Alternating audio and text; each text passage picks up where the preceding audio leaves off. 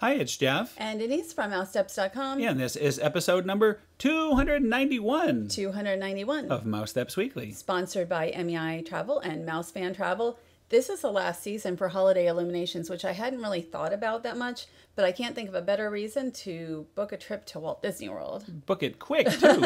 Well, it's already started. Months. Yeah, actually, the end of December will be the last one. And we're going to talk a little bit about that later as well. I look forward to that. You know, MEI Travel has been in business 20 years. I know, that's incredible. Plus, they have about 80 agents. So definitely check them out.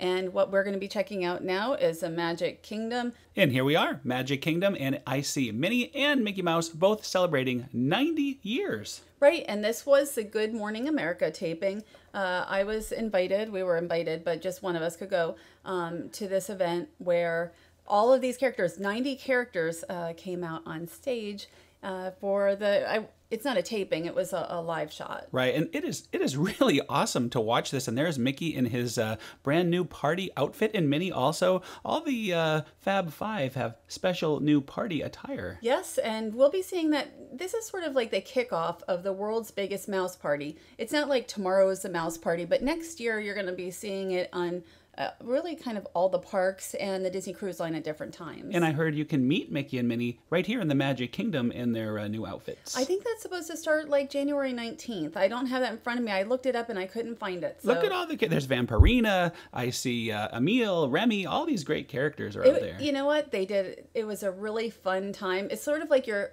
hurrying up and waiting, and all of a sudden it happens, and you've got 2 minutes to get. I took video, and I was okay. You are very skilled. The video camera was in my left hand, and my regular camera was taking pictures in my right hand. So it was really a fun time. So now later on, a few days later, on the actual birthday, November 18th, I was in the Magic Kingdom all day while you were at Destination D, and they celebrated Mickey's 90th birthday. Here we have the Dapper Dans, and their celebration is they sing Happy Birthday with the crowd to Mickey. And here's Mickey himself, and it was so nice to actually meet him on his birthday. I wanted to make sure he had the special button that was being given out to everyone. I bet he has one. No, he does now. He was very happy. And all his friends gave him cards. Look at that. There's a card from Donald right there. There's a card from Minnie and Pluto. He was very excited to show me this. Another card from Goofy. And Minnie wrote with lipstick a happy birthday message on his mirror. So very festive celebration for the big cheese. The one thing is, I wish I had gone,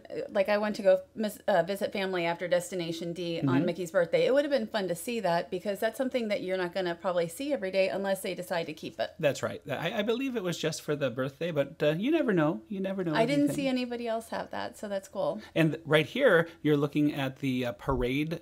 Everyone's lined up to see the Festival of Fantasy parade, but before the parade, they asked everyone to sing Happy Birthday to Mickey. So that's what you're seeing now. I will link to this in the show notes, and you can hear the lively birthday crowd singing Happy Birthday. And there's Mickey and Minnie here, just as normal in their Festival Fantasy outfits. And I just want to mention that we're going to have coast-to-coast coverage in a second. We're going to be talking about Disneyland as well. So we're talking about Walt Disney World, we're talking about Destination D, and we're talking about Disneyland. So it was actually a really great day because we were able to get so much done. Yeah, it was great, and it well-deserved again. 90 years they've been going, Mickey and Minnie. And, you know, even though this is just the regular float that you see in the finale, the crowd was going nuts. They were just yelling happy birthday, and it was a really electric, fun experience to be there. And there is another shot of the button that was given out to everybody. And I thought that was a really nice touch, and you signed this as well. That's right. You sign your first and last name. It's a birthday card to Mickey. They actually had a number of them because he had so many fans that wanted to wish him a happy birthday. And also they had stickers. They had Mickey Mouse stickers. So, okay, so now we're over at the Plaza ice cream parlor, and there was quite the line, as you're going to see. And the reason that there's a big line is they had a special one-day only kitchen sink, Minnie Mouse kitchen sink. But it turns out it wasn't one day only, because I was told yesterday they still had it. They ran out, and then they got more, and then they had it yesterday, I was told. Aha, well, they were telling the cast members at this event, we're saying it was going to be only on Sunday, on the birthday. Well, you kind of, like, what would you do with them if you haven't sold them all yet? So anyway, it was $17, and this is Minnie's dress. as a sundae, and it looks like Mickey Look at the Mouse. Mickey. They did a nice that. whipped cream Mickey there. What a special touch they did. I didn't even notice that, like, because I put this picture up and it didn't look like that. So they also had a dance party, a Happy Birthday Mickey dance party. I was only able to stay for a little while because I had to get over to the pajama party at D23. But anyway, they had a special Mickey Mouse stuff on the screen. I don't know if Mickey himself showed up or anything. You went back later. Was Mickey there? No, it was just a dance party and Mickey was on the screen. Okay, that was it. So I didn't miss anything. So you didn't miss anything. So very good. You know, it wasn't too exciting, but it was a little something. But here is Disneyland, and Disneyland was exciting. Very exciting. Look at all these characters. Our California correspondent was there on his own, and he sent us this. Look at there's Merlin, there's Clarice. This reminds me of Disneyland Paris.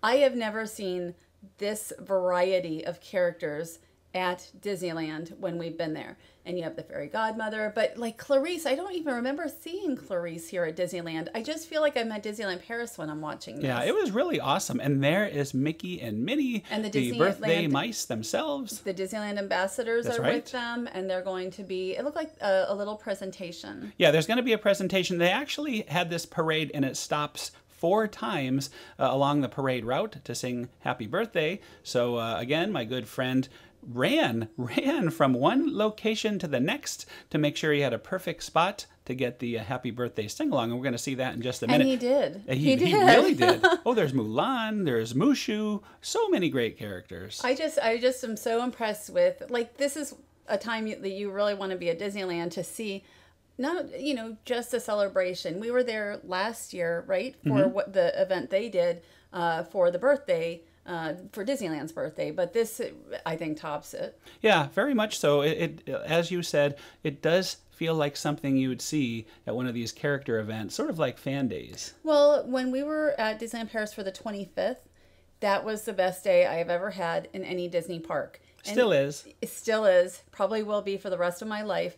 But this is, it's not on the same level, but it has a similar feel to it. You know, if I could be anywhere in the world on Mickey's birthday, I think I would have chose Disneyland. Just because it's his original park, really. And I think what they did here was the best I've seen. Now, Disneyland Paris didn't do too much, but Disneyland Paris is having a great Christmas, and they actually are starting the big celebrations for Mickey early. So nothing too much special on the day, but they've been having special events really since we've been there. And back to Disneyland, there's going to be some special Mickey 90th events coming up early next year. Right. They have something called Mickey's Mix Magic, which is coming on January 18th with new music, projections, and lasers, and sometimes fireworks, they say, on select nights. Select nights, fireworks. I don't know if that means, for some reason I thought it was supposed to be weekends. And then they're going to have, it includes a dance party, and then Mickey's Sensational with a new float.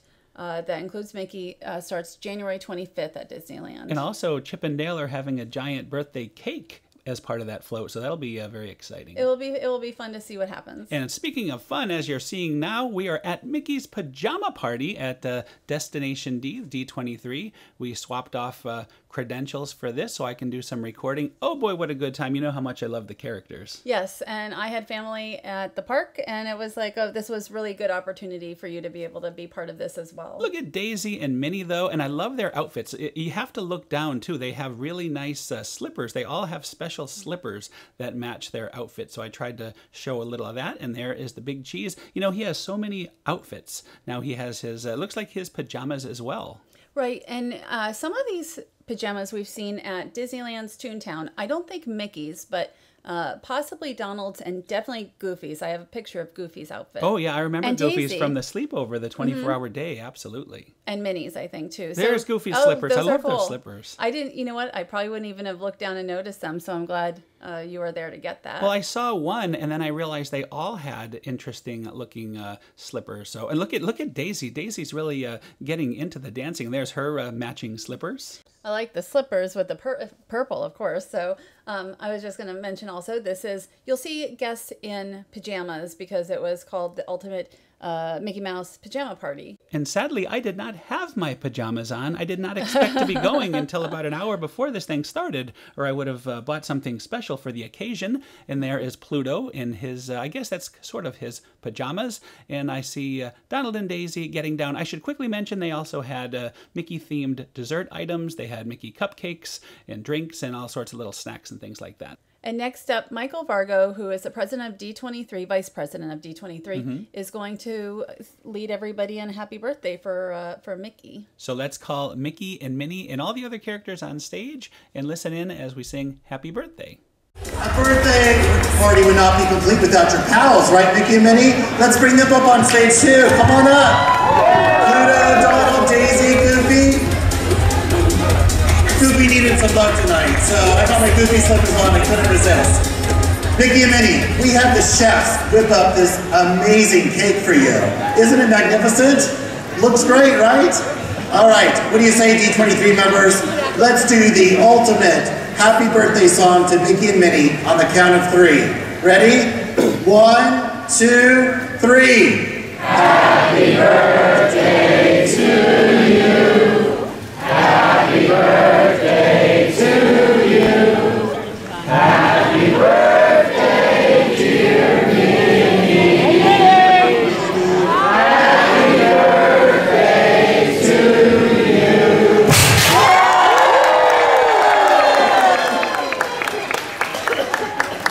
All right.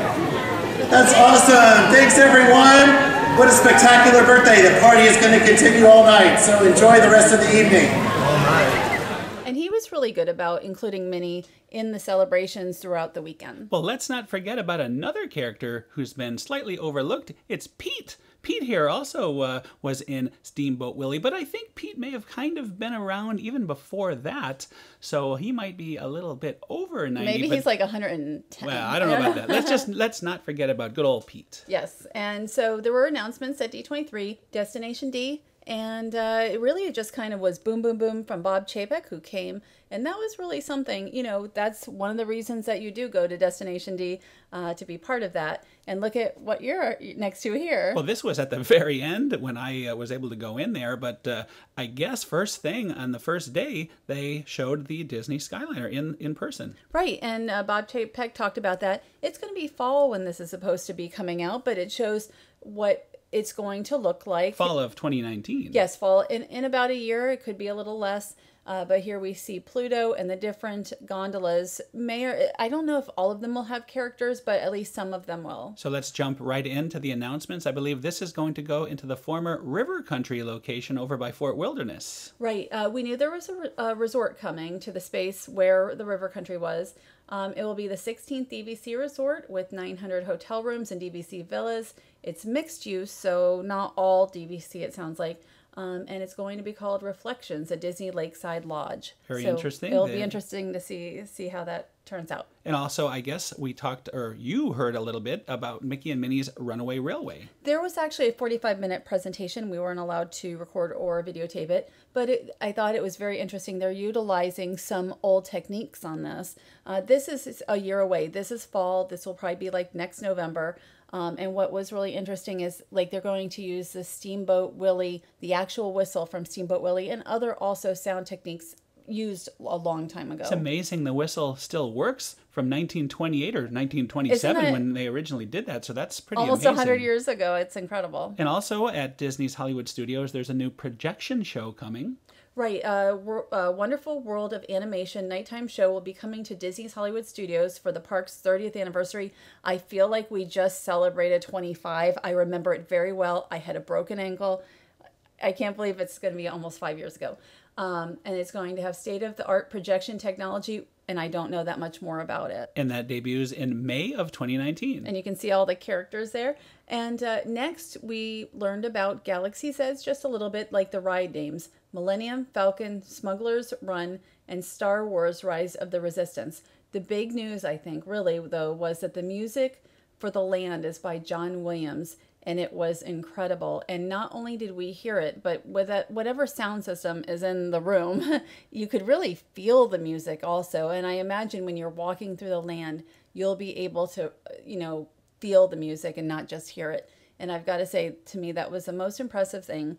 One of the most impressive things that came out of all the announcements. And they also released that online. You can take a look at that online if you search on YouTube. And it's really, as you said, the music is amazing. And there's also news on the Star Wars Hotel. Just a little bit. I think we'll hear more at D23 Expo yep. next year. But it's supposed to be fully immersive. You board your launch pod. There's high-end dining, space view cabins, and it's supposed to blend seamlessly into the land in Disney's Hollywood Studios. So we'll see how that is. And I'm assuming in 2 or 3 years, I would assume. I don't think we're seeing it next year. Yeah, I read somewhere it was comparable to a cruise, but very, very themed and patterned, of course, after Star Wars. And more Epcot news was announced. Here is the Ratatouille attraction. Right, and we have ridden that at Disneyland Paris many times. And it was announced at the D23 Expo that it was coming to Epcot. But now we know it's called Remy's Ratatouille Adventure, and it will be there by the 50th anniversary of Walt Disney World. I've heard maybe the year before that, but we'll see.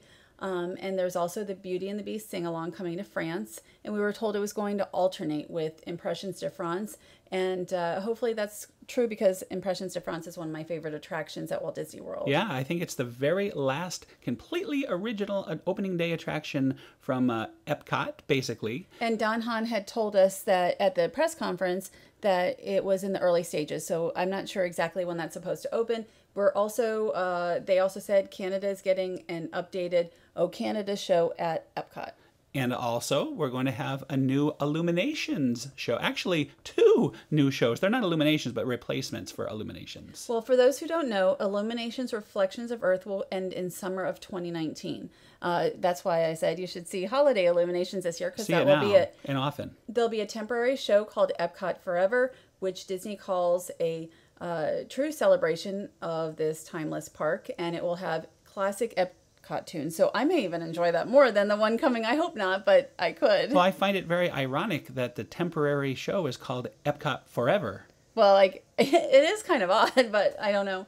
But anyway, the new show coming in 2020 will celebrate how Disney music can inspire people from around the world, featuring massive floating set pieces, custom-built LED panels, lasers, etc. And it's going to be very IP based, and I guess characters and such. So we'll see that. I'm sure there'll be more news again out of the D23 Expo next August. But now, if you've never been to Destination D, it's sort of like a mini expo. It's a more intimate experience, which really makes it a very nice time. Well, there's no pressure. Everybody sees everything. So Right. you don't have to make decisions. Do I want to go here? I want to go there. You're guaranteed a seat, and you can see every presentation. Right. From that seat, for a few hours, you have one seat, and you get a number of presentations.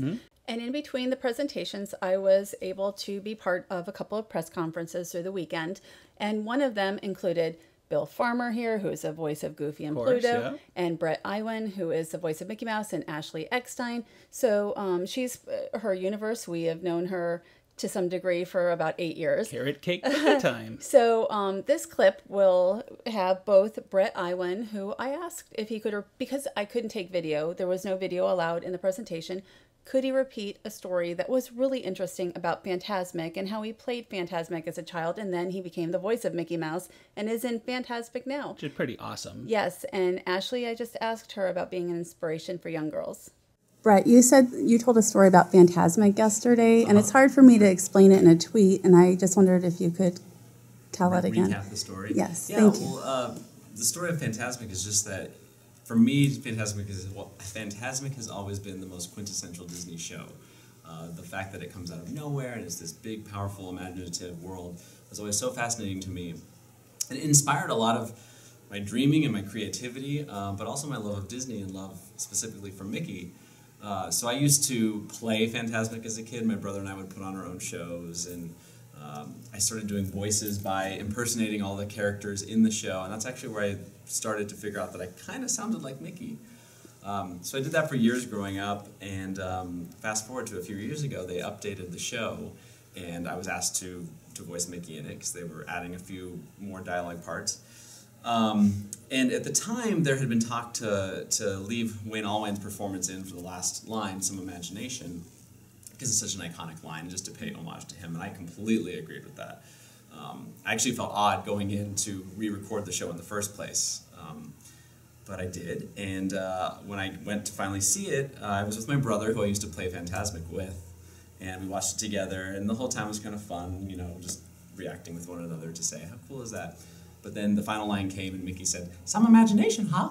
And it was me, and it was just it was a total surreal full circle moment that it's hard to put into words.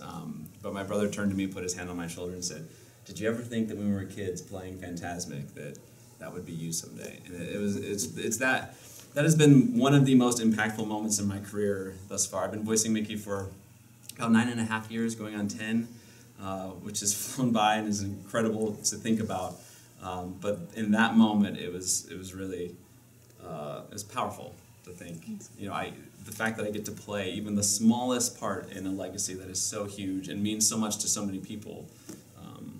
Yeah, it's just kind of, it's crazy. It's very special. This is for Ashley. And like about 8 years ago, I met you, and you said you were starting a company and for Star Wars for Girls. What is it like now that you have not only started your company, but you're such an inspiration to so many, especially young girls, but not only young girls, and also with your book and... Thank you. Well, so Denise and I go way back. We actually ran into each other at the Writer's Stop. The Writer's Stop at Hollywood Studios during Star Wars weekends. And I was just there for a snack break, and I had never heard of the carrot cake cookie.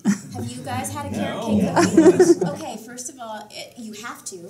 It's a religious experience. Your life will never be the same. It's at the Trolley Car Cafe now.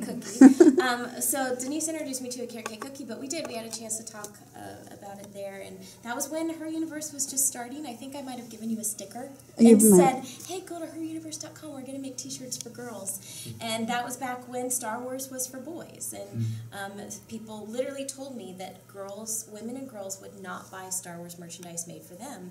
And this was even before Disney owned Star Wars, so this was pre, the acquisition. But I think, the numbers, female fans have always been there, and the numbers stated otherwise. And, 45% at the time of all sci-fi and fantasy fans were women and girls. And so I knew that if they just made us stuff, that we would buy it. But more importantly, at the time, women and girls were being bullied, and being bullied terribly. And that was the reason I started Her Universe, because I wanted to build a community where women and girls would feel comfortable to step into the spotlight, just like Minnie stepped into the spotlight today and say, "Hi, I'm a girl and I like Star Wars." And because, Star Wars, and we know this as fans, it's just like Disney, we're here celebrating it together. Star Wars is for everyone. To me, it's a story of hope. It's a story of good overcoming evil. You can't put a gender on that. Like, it's for everyone. And so that was always my goal, is just to say, no, why are we even adding gender to this conversation? I hope we get to the day where we can say Star Wars is for everyone and Star Wars is for the whole family. And I feel like, we're almost there today. And it's amazing. And so I'm just grateful, because I didn't do this alone. I did this, with you, Denise. You've been supporting me from the beginning. And I stepped, out day one as the voice of Ahsoka. And the reason I did it is, going back to talking about carrying the torch, now we live in a day with Rey and Jin and Sabine and Hera and all of these amazing, strong female Star Wars characters. But Ahsoka was the first female Jedi that was a lead in the Star Wars universe. And that was groundbreaking. And it was actually met with a lot of... people didn't like her at first. It was met with a lot of kind of trepidation. But she put a lightsaber in a girl's hands for the first time. And so I so badly wanted to be a real-life version of Ahsoka. And so I thought, you know what? When I saw a need for Her Universe, I thought, well, what would Ahsoka do? And Ahsoka would stand up for fangirls. And Ahsoka would change the mentality. And so it's all because of Ahsoka. It's all because of Ahsoka, all because of Disney, and all because of the support. I said from day one, I said, united we stand, divided we fall. I can't do this alone. And so it's truly because of the fan base. We all did this together. So thank you for helping spread the word. Thank you. And yeah, I think we've made it a better place for little girls who like Star Wars and Marvel and all of these so-called boys' properties. And now they're for everyone. Well, that was great. I think you did an awesome job. Thank you. And I learned a lot just from what, and we're going to link in the show notes to the full press conference. And I also recorded another press conference, and that included Don Hahn. And we'll talk a little bit about that next week, and a little bit more about Destination D, along with Epcot and whatever else we're going to be talking about, Grand Floridian Gingerbread House and all that. So also last week, during the week of so much stuff going on, we had a nice overnight stay, one of the favorite things of the year that we do at Gaylord Palms for Christmas time. And this is the room. Gaylord Palms invites us every year. This is about year 8 at this point for us staying over for a night. And I think this is the first year, while we're looking at the room, that I felt like, especially since we spend so much time photographing, I really felt like there wasn't enough time to do everything because there is so much under one roof now. I mean, they have just activities all over the place that you can purchase, or some of it is included. This is the view out of the balcony room of Gaylord Palms. That's right. You want to get an atrium room if you can for the nice view of the show and all the other fun activities, including the tree. And obviously, the big draw at Gaylord Palms around this time is ice. And we're going to talk fully about ice, but there's so much more than just ice to talk about. And we're going to start off with the first thing we saw on our stay here, and that is Cirque Dreams Unwrapped. Now, Cirque Dreams Unwrapped does not cost extra. So if you're coming in to see ice featuring A Christmas Story, you can come and see Cirque Dreams Unwrapped. You can see more than one show because they do play multiple times per day, and I believe each time is sort of a little different. Right, they have rotating acts, so no two shows are exactly the same. And it's just incredible to me that this is included. Also, we're going to see the light show with the tree, but right now, I mean, they have acrobatics, they have... I'm not even sure what to call that. It's sort of like, it's almost like you would have used to call it like a trapeze. In other years, they've had the full trapeze that swings, back and forth. But this is a little different. This is, he's sort of just kind of hanging from the sky there. It looks very scary to me. I can't even imagine something like this. Well, I'm not good with heights, so no, we would not be up for that job. This is one of my favorite acts. This debuted last year. At least it's the first time I saw it was last year, and it's a lot of fun. I'm a big fan of ice skating, and this is, to me, just that they can do this on just a small little rink is pretty incredible, and I could just watch this for hours. And also, at no additional charge, we're going to take a look at the light show with the giant 60-foot tree that you're seeing here. Right, and it's called Dreams of Light, and it is nice that this, again, is included. And look at the lighting down below. Yeah, if really cool. You're watching it from above, you have a extra bonus perspective that you will not get from the regular seats there. So I thought that was pretty cool. I don't remember that being in effect last year. I think that's new. They call it a multi-sensory experience, and I believe it was about 20 minutes. And now we're heading into Alpine Village. This is where snow tubing and ice are.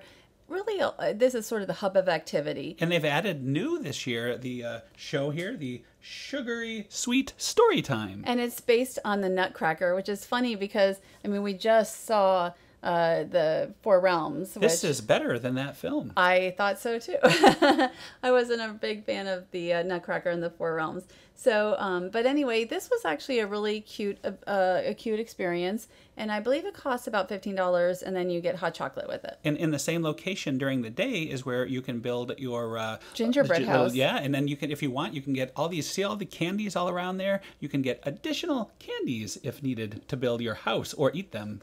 Right. So, I mean, there's so much to do here, and the snow tubing. Okay, for a couple of years, Gaylord Palms tried to do a snow exhibit, and they really just kept trying until they perfected it a few years ago with snow tubing. And this is just, I didn't even do it this time, which I'm very disappointed about, but this is a really fun way to enjoy snow tubing where you can't do it probably anywhere else in Florida. Yeah, and another thing you can't really do in Florida is throw snowballs, and there you are in action. This is one of my favorite things to do, Santa snow throw. Oh, you got one. Very good. And this is just this is really fun. I actually like throwing snowballs, and you get to hit targets, and if you buy it, there's a certain ticket you can buy that includes parking and a lot of these activities. And that is, to me, probably the best to get. But they have a number of different ticket options. But here is ice. Ice is the main experience. This is featuring A Christmas Story. It's the first time that they have had not an animated, but a live action film. which really makes it a whole different experience. And they really put so much detail in it, more than ever. I always say 9 degrees of goodness, and never more accurate than this year. And it's 2 million pounds of ice that they have to, there's 40 or so artisans from Harbin, China, sculpt this, and there is a leg lamp, which we will see many times. Well, you mentioned about the live action sculpts here, and we're going to get really close, and you could just see they actually look very, very much like the actors that they're portraying. I think they did a fantastic job. They really did. And I wanted to mention the set, when you see the house and you can walk up on the house, it reminds me of a film set from Hollywood, where you can just go and you can get your picture, and I just love that. And it's right here, the same with Fragility there. You can walk right up and be part of the scene for a photo, which of course we had to do. That was, you know, I'm not really big into photos of me a lot of the time, but it really just was such a cool experience. And you have the leg lamp, we have the soap in the mouth scene, really just almost every scene that you might remember from the movie. That, you know, the iconic scenes are part of this. Now, this is always one of my favorite elements. It is the ice slides, but this year, for the first time ever, the ice slides are curved. And I don't know if it was because of the curve or from some other reason. This was the fastest ice slide I have gone on in the, 9 years in a row we've been doing this? I went on twice, and I don't usually do the ice slides as much anymore because they don't usually go that fast, but I thought the curve really helped them. And not only that, but the story of A Christmas Story really lends itself because there's a slide in it, and Santa, you know, kicks him down the slide. Nobody kicks you down in this. No, you can see here. Yeah, he's about to. His foot is out. That he's going to get you, you know, to go down that slide, and then you have those elves looking at you. I like you're going to see. I think I'm going to show this is the way to measure yourself by this leg there to see if you're tall enough to slide. Right, if your child is tall enough, and I think that it really is just a really, I was going to say a cool experience. Literally, everything is cool in here. And remember to bring your gloves and your hat and double up on socks because it is freezing in here. And it is much more than freezing. 9 degrees. 9 degrees. And here is Ralphie in his pink bunny suit, which is so adorable. And I just really love this exhibit. And this is what I'm about to say is 100% true, but you forget about how cold it is when you're enjoying all this. I was there for 45 minutes. I wasn't even cold until at the very end I realized, you know, I think I'm cold. I was really cold. I was cold. I had to escape, but it's just so much fun. You know what? I was actually freezing. I was really cold, but I just think that this is the best detailed ice I have ever seen. Here is the Nativity. This is actually the hardest ice to make. Is a crystal clear ice, but everybody loves this. This has been here since year one, and but again, the Christmas Story is detailed in a way that no other ice show has been. So now we're jumping ahead to the next morning. It is the Elf on the Shelf breakfast, character breakfast. I don't know very little about Elf on the Shelf. I've learned a little bit in the meantime, but I have never done anything with Elf on the Shelf except now a character breakfast. And they have really good food here at Villa Flora. They have waffles and pancakes, and you're seeing omelets. Sausage. I had a nice omelet as I do every visit. So you're just kind of looking. They have French toast, and really this is one of my favorite breakfasts in the Orlando area. And yes, you got your omelet here. And then they have the characters, but it's not every day during the season. And I will say, I believe it's through the 9th. No, January 6th is the last day of ice and the Christmas season here. You know, for elves, these guys are pretty tall. They are, you know what? They are tall, and supposedly they're just supposed to sit on the shelf and not walk around, and yet here they are. Well, you know, I was given a little more information about this. These elves are special elves. They like high fives and they love hugs. So we had to give them as many high fives and hugs as possible. I think they are research elves, something like that. I don't think that's what they called them, but now I'm going to forget. Yes, and there was Kim Button. She was there as well. And here they are, it's two elves as part of the character breakfast. So also they had a escape room, the Naughty or Nice escape room, and here we are. And will we get out? I don't know yet. I assume because we're sitting here that we did. And here is, we think at the time it's Santa. It sounds a bit like Santa, but it's not. And this is about a half-hour experience. Gaylord Palms started doing, David, who we just saw on the way in, started creating these escape rooms, I think for Halloween or for maybe for summer. And they're really popular here. Well, you know, it's a good thing Jack Frost here was there to help us because we had a few little issues. But honestly, this is a great escape room for families, for kids, for adults. We had a mix like that, and it worked perfectly. I think we escaped within about a minute and a half, so it was pretty good for us. Oh, you mean at the half hour? It's about a half-hour experience. They try minute and a half left, I mean. Right. Yeah. It's about a half-hour experience. They try to keep it, you know, relatively short so that families can enjoy it together. And here is the outside of Gaylord Palms. We didn't show everything that they do. There's much more. There's even a scavenger hunt game that'll be debuting soon. We're going to have to go back and do some of the other things we didn't get to. Well, the scavenger hunt's supposed to be excellent, and I think they've already started it now. They had not started during our preview, but it's so much to do. So if you have a chance to go over to Gaylord Palms, even if we weren't invited, we would be heading over there because it is a terrific experience. Ice, especially, it's like just this beautiful museum that's going to melt away after the 6th of January. And concerts. They were going to have concerts as well. Well, they have Sounds of the Season, which Sandy Patty will be the first one. I think it's December 5th. I don't have that in front of me. And then they have a number of other acts, but Sandy Patty's the big one. And and then you get to go through ice with that, exclusive walkthrough of ice with that for the guests who are there.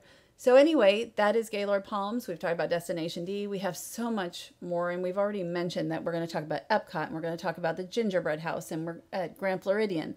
We're probably going to talk about the Beach Club Carousel, the Gingerbread Carousel. I think we need to talk about a nice big nap. I think so too. This has been the busiest week of the year in the busiest month of the year. So we want to thank our sponsor, MEI Travel and Mouse Fan Travel. Thank you so much for sponsoring us, and we really appreciate that. Check them out, you guys, on the MEI Travel website, and they can help you with Disney trips or any trip pretty much that you're going to make anywhere in this whole wide world. So I forgot to say before, but that is another show. That's another show. And I'm just going to say we're going to see Wreck-It Ralph tonight. That's what we're doing tonight. Oh, I cannot wait. And tomorrow we're supposed to be doing The Void, Wreck-It Ralph, you know, down at Disney Springs, and then Epcot, which I've already mentioned, and Beach Club. So that's kind of our day in the next 24 hours. Yeah, there's so much stuff coming up. And then, not to mention, we have a tiny little trip to Disneyland Paris. You know, it snowed there today. It did. You're going to get your wish. We're going to be in the frozen tundra of Disneyland Paris.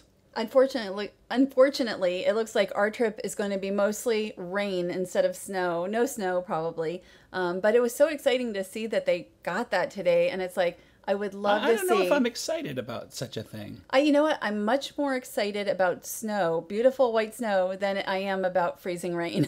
So I prefer snow over all of it. No, I would love to see snow at Disneyland Paris. So we'll see what happens, but I don't expect it because it looks like it'll be a little too warm for that. Anyway, thanks again for listening. Have a great week. Happy Thanksgiving, and we will see you all next week. Happy Thanksgiving.